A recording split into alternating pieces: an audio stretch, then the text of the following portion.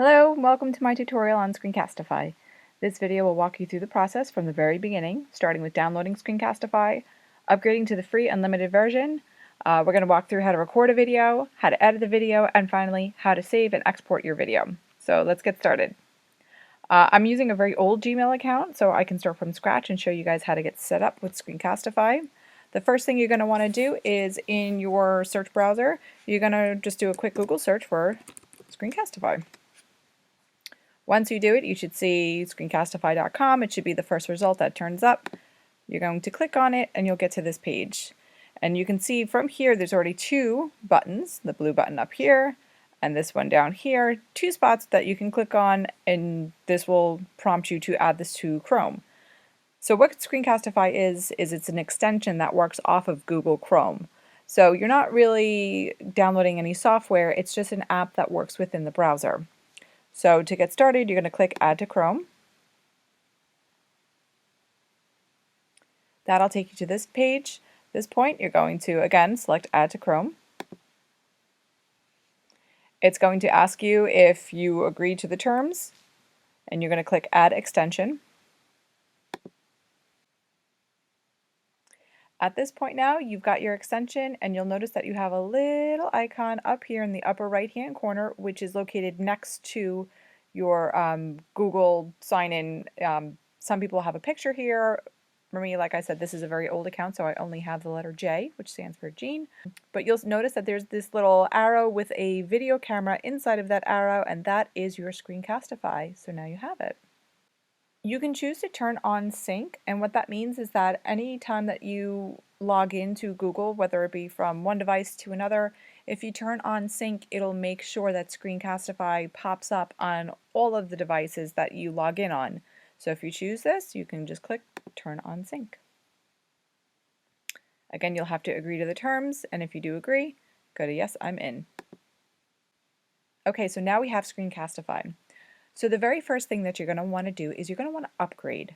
So Screencastify was always free, but it had certain limitations to it, with a 5-minute recording limitation, and also some editing features that aren't open to everyone unless you upgrade to the unlimited account.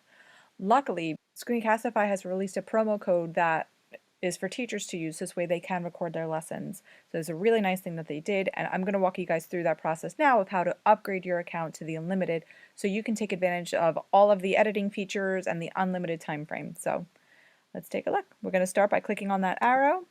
Okay, this is your Screencastify setup. So again, you're going to have to sign in with your Google account if you're not already signed in. So I'm going to click sign in with Google. Again, sign in with Google. It's a little redundant, but once you have it set up, then it's all done. You won't have to do this again. I'm going to click on my account, my very old account. Again, you're going to have to agree to the terms. So as long as you agree to the terms of service, you're going to click allow. Okay, so the first step is to set the permissions. Basically, if you're going to be making video tutorials, you need to allow the app to access your microphone and your camera if you have one. Also, it'll give you an offer of drawing and annotation tools. So these are all the things that you're going to want to allow. So you're going to click next and allow. This is specifically asking about using the microphone and using the camera. Again, for your video tutorials, you want to allow these. Okay, then it asks you to introduce yourself. So here's where you're going to choose the purpose for which you're using Screencastify. So for me, I am an educator.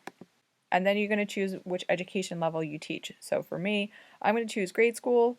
I do teach college and university, but for these purposes, I'm using these with my grade school kids. Okay, hooray, you are ready to start recording with Screencastify. But not yet. What I want you guys to do is before you start recording with Screencastify, I want you to upgrade to the unlimited version that we talked about before. So again, we're going to click on that icon. Okay, and the first thing you'll see up here next to this little clock, it says 5-minute limit per video, upgrade for unlimited recording and editing. So in order to upgrade, this is hyperlinked here. I'm going to click on the word upgrade. Okay, I'm going to scroll down, okay, and I'm going to choose the unlimited version. And yes, it does say $49 per person per year. However, you're not going to pay that. You click Get Started.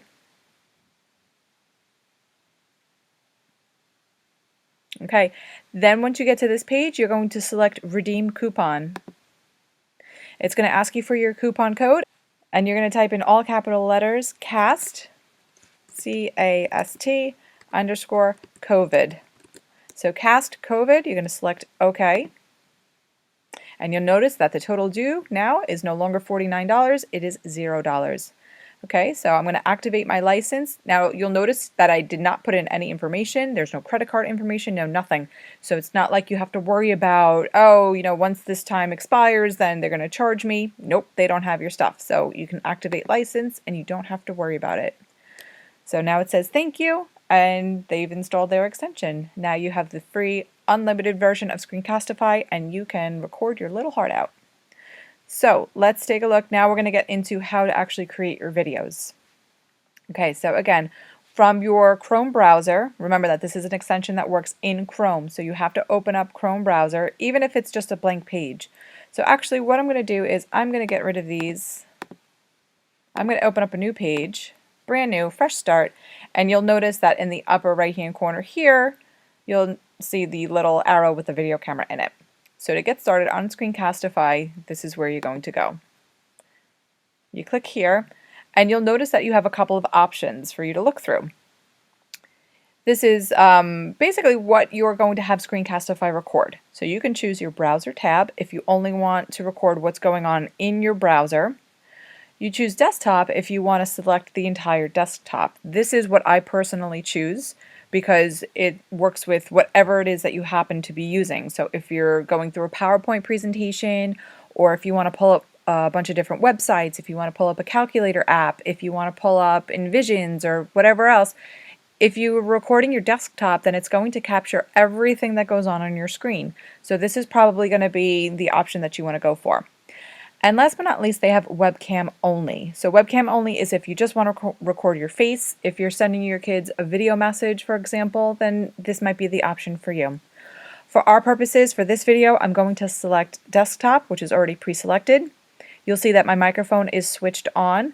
And in fact, you could see the little volume button here jumping as I'm speaking, and that means that it's working, that it's picking up on my voice.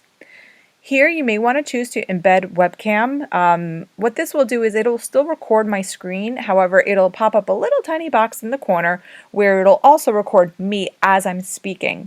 So for those of you who want your kids to see your face as you're going through the lesson, then you're going to toggle this on. For me, however, I'm going to leave this off because I'm actually already recording something and I don't want it to fight with my recording program that I have going on right now. So once you're ready, you're going to click record. So at this point, it's going to give you this prompt here. It says share your screen. Again, I'm going to suggest that you go with your entire screen. So what you do is you click on the picture of your entire screen, and then when you're ready, you're going to click share. So as of right now, it's giving me a countdown. Okay, and now you'll see that in my little arrow up here, there's a red dot, and that means that it's currently recording, which it is. So for me, if I had a lesson, for example, a PowerPoint up, I would, present my presentation, I would talk through it, narrate through it, and just move through my lesson as I would if I were live. And then when you're all finished, what you'll do is you'll go back up to that arrow. You'll click on it, and it's telling me that my desktop is being recorded. If you're happy with your recording, you can click stop. If you need to pause to do something, you can always pause it and then pick the recording back up. Or you could just go back to the beginning, or if you really hate it, you could just trash it and then, fix some things and then come back to it later. So for me, I'm going to stop. As soon as you stop your recording, you're going to be led to this page, okay? And it says, welcome to the video page. You may want to choose to do the tour by clicking show me around. So for right now, I'm going to skip the tour. Okay, so once you are here, there are a few options for what you want to do with your video. If you're happy with the way that it is, as it is, great. Then what you can do is you can just download it, and this will save in your downloads onto your computer. So if I click on download, you'll see at the bottom left-hand corner over here, it's downloaded the file for me. And what I can do is, this is now in my downloads folder in my Finder in my computer. I could always click and drag this over to my desktop if I want it to be really accessible. So you can choose where it is that you want this file to go. However, if you are not entirely happy with your video, there are some editing features that we can talk about. So let's say that you wanted to crop part of your video. You don't necessarily need the beginning part or the end parts. Let's say in the beginning, it recorded you as you were opening up your PowerPoint presentation, or at the end you were kind of fumbling to find how to stop your recording. If you want to get rid of the beginning or the end of your file, what you could do is you can click on your scissors over here, and you can drag, okay, to the middle parts here. Pull a PowerPoint up, I would, so there I am talking. Same thing with the end. You can just click and drag, and you can drag to the part. So see how I'm going through the different recording, how to stop your recording, and so on and so forth. If I didn't want to show that, what I could do is I could just move to the point where that goes away around here. You'll go back up. Okay, and then I would save the trim. There we go, trim. So now my video is much shorter. It's only 14 seconds long. It's just that middle piece there, that piece that I want to share out with other people. Now I've cropped the beginning and the end of my video. There are some other options. So if you wanted to open this in the editor, then you could do some more advanced editing features. So I'm going to click over there super quick and run through the different options that you have. So if I were to open this in editor, it's going to take a few seconds to load the recording, and then you're here. Okay, so again, it's asking you if you want to see like a little tutorials, things like that. Again, you can do that on your own time if you'd like to. For me, I'm just going to skip it and click close. You'll notice that you have a few options here. You have the scissors again, so if you did want to cut out part of the video, you're going to select the scissors, and then you would just click and drag the parts that you wanted to edit out. There you go. So now my video is 10 seconds long.